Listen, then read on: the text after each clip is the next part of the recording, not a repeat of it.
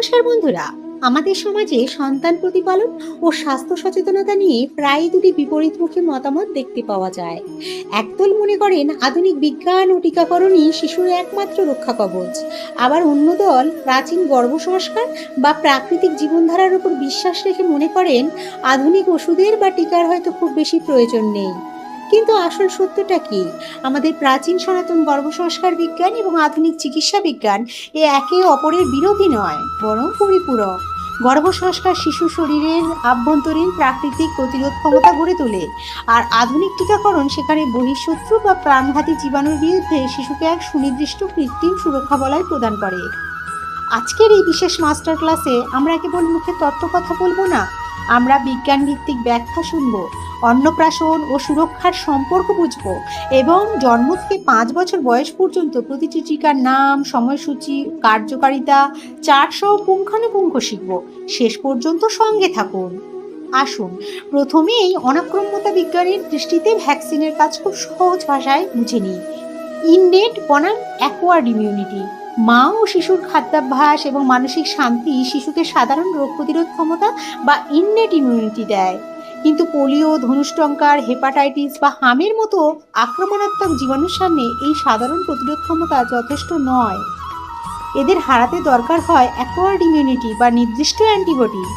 Biological training বা প্রশিক্ষণ। টিকা হলো নিষ্ক্রিয় বা মৃত জীবাণুর এক নিয়ন্ত্রিত রূপ। এটি শিশুর ইমিউন সিস্টেমকে কোনো ক্ষতি না করেই আসল ক্ষতিকারক জীবাণুর মুখোমুখি হওয়ার আগেই প্রতিরক্ষামূলক মেমোরি সেল ও অ্যান্টিবডি তৈরি করতে শেখায়। মায়ের টিকা ও শিশুর প্রথম সুরক্ষা। গর্ভাবস্থায় মাকে যখন টিডি অর্থাৎ টিটেনাস ও ডিপথেরিয়া ইঞ্জেকশন দেওয়া হয়, তখন গর্ভফুল বা প্লাসেন্টার মাধ্যমে প্লাজমা অ্যান্টিবডি গর্ভস্থ শিশুর রক্তে সঞ্চালিত হয়। এটি জন্মের পর প্রথম কয়েক মাস শিশুকে সুরক্ষিত রাখে। এবার আসা যাক আয়ুর্বেদ ও সনাতন গর্ভসংস্কার বিজ্ঞানের দৃষ্টিভঙ্গিতে। ব্যাধি ঘনত্ব। মহর্ষি চরক বলেছেন, শরীরে রোগ প্রতিরোধের জন্য সঠিক আহার, ওজস ও মানসিক ভারসাম্য আবশ্যক। তবে মহামারীর হাত থেকে সমাজকে বাঁচাতে নির্দিষ্ট প্রতিরক্ষা তৈরি করা অত্যন্ত গুরুত্বপূর্ণ। প্রাচীন রক্ষাকর্ম। প্রাচীনকালে নবজাতক ও গর্ভবতী মাকে সংক্রামক জীবাণু থেকে রক্ষা করতে বিভিন্ন রক্ষাকর্ম বা ধূপ, ভেষজ ব্যবহার করা হতো। আধুনিক টিকাকরণ হলো সেই প্রাচীন রক্ষাকর্মের উন্নত ও বৈজ্ঞানিক প্রগতিশীল রূপ। ভুল ধারণা নিরসন। অনেকে মনে করেন গর্ভসংস্কার মানলে টিকা নেওয়া নিষেধ। এটি সম্পূর্ণ ভুল ধারণা। প্রাচীন সংস্কার ও আধুনিক চিকিৎসা বিজ্ঞান এই দুইয়ের মেলবন্ধনই তৈরি হয় 100% নিরাপদ প্রজন্ম। এবার জানবো জন্ম থেকে 5 বছর বয়স পর্যন্ত শিশুকে কোন বয়সে কি টিকা অবশ্যই দেবেন। প্রথমে জন্ম লগ্নে বিসিজি, পোলিওর 0 ডোজ এবং হেপাটাইটিস বি এই টিকাগুলো দেওয়া হয়, যেটা হচ্ছে যক্ষ্মা, পোলিও এবং লিভারের ভয়াবহ সংক্রমণ থেকে বাচ্চাকে সুরক্ষা প্রদান করে। 1.5 মাস বয়সে আমরা পেন্টা-1, রোটা-1, IPV-1, PCV-1 ও পোলিও-1 ফার্স্ট ডোজ যেটাকে দেওয়া হয়, যেগুলো ডিপথেরিয়া, ধনুষ্টঙ্কার, ডায়রিয়া, পোলিও ও নিউমোনিয়া রোগ প্রতিরোধ করে। এরপর 2.5 মাসে পেন্টা-2, রোটা-2 এবং OPV-2 দেওয়া হয়, যেগুলো ডায়রিয়ার প্রতিরোধে দ্বিতীয় বুস্টার হিসেবে কাজ করে।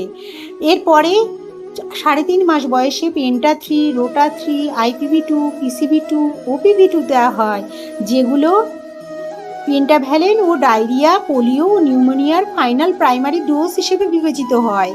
9 মাস পূর্ণ হলে বাচ্চাকে MR1, PCV বুস্টার, JE1, ভিটা এ দেওয়া হয়, যেগুলো হাম, রুবেলা, নিউমোনিয়া, ব্রেন ফিভার ও রাতকানা রোগ প্রতিরোধ করে।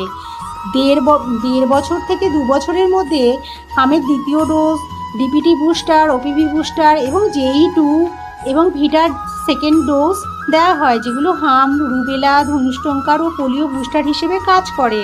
5 বছর বয়সে ডিপিটির সেকেন্ড বুস্টার দেওয়া হয়। স্কুলে যাওয়ার আগে ডিপথেরিয়া ও ধনুষ্টঙ্কারের স্থায়ী সুরক্ষা প্রদান করে। মনে রাখতে হবে, 1.5 মাসের ইঞ্জেকশন পাওয়ার পর থেকে 6 মাস অন্তর অন্তর হামে ভিটামিন তেল বাচ্চাকে দিতে হবে।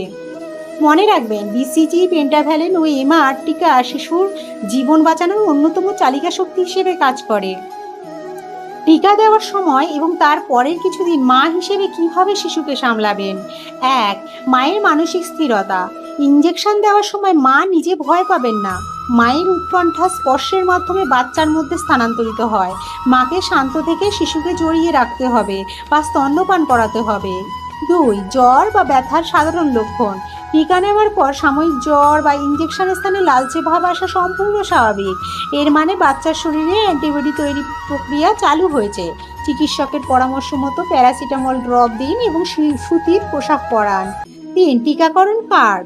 প্রতিটি টিকার তারিখ সরকারি বা বেসরকারি ক্লিনিকের কার্ডে লিখে রাখুন এবং সময় মতো বুস্টার ডোজ নিশ্চিত করুন। ৪. সঠিক পুষ্টি ও স্বর্ণপ্রাশন। আয়ুর্বেদিক স্বর্ণপ্রাশন এবং মায়ের সঠিক আহার শিশুর প্রাকৃতিক ইমিউনিটিকে টিকার সাথে সমন্বিত করতে সাহায্য করে। উপসংহারে আমি এটাই বলবো, চিকিৎসা বিজ্ঞানের দান হলো টিকা এবং আমাদের সনাতন সভ্যতার দান গর্ভ সংস্কার। এই দুটো সঠিক সমন্বয়ই হলো আধুনিক যুগের সেরা মাতৃত্ব। একটি ছোট টিকাই পারে আপনার সন্তানকে পোলিও বা ধনিষ্টঙ্কারের মতো মারাত্মক ব্যাধিতে পঙ্গু হওয়া থেকে বাঁচাতে, আর আপনার গর্ভ সংস্কার ও ভালোবাসা পারে তাকে এক সুস্থ, শান্ত ও পরম মেধাবী মানুষ হিসেবে গড়ে তুলতে। আজকের এই বিশেষ ক্লাসের পর আপনার কাছে আমার একটি বিশেষ প্রশ্ন। আপনি কি আপনার সন্তানের সমস্ত ভ্যাকসিনেশন তারিখ সঠিকভাবে অনুসরণ করেছেন?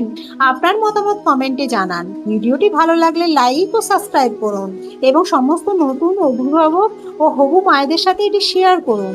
সবাই ভালো থাকুন, সুস্থ থাকুন। নমস্কার।